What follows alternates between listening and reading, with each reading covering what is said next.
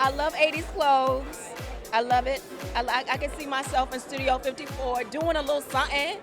I love the 40s and 50s because I love the music. It was like, all those singers that were doing their thing, like, Rosetta Tharpe. And yeah, I love that period too.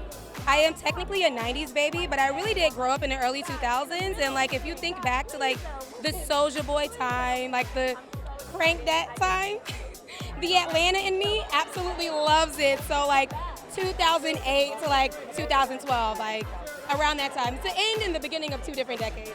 I love the 70s, love the 70s. So when we got to be in the 70s outfits, like the bell bottoms, everything, I wish we got to do more in that time era because that is one of my favorite eras for music, for the culture, for the just the joie de vivre that people had at the time. It was a very free time.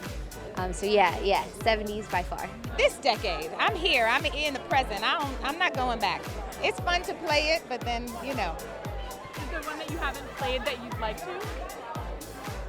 I just want to play all the decades. Yeah. Maybe nothing before, nothing like in the 1800s. We'll stick in this century. I see myself in the kind of the world of Game of Thrones, that time period. So great. I see myself being like one of those queens, one of those princesses, or a princess warrior.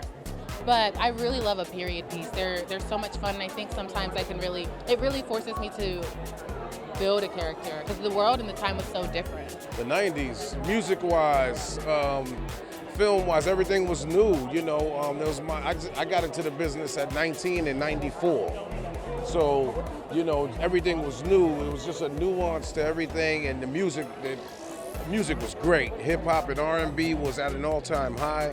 I've always gravitated most toward the 60s. I think when we're talking about the civil rights movement, when we're talking about the music, I think that's when a lot of the country, when the United States really found itself. Want more entertainment news? Follow On the Red Carpet on social and subscribe on YouTube.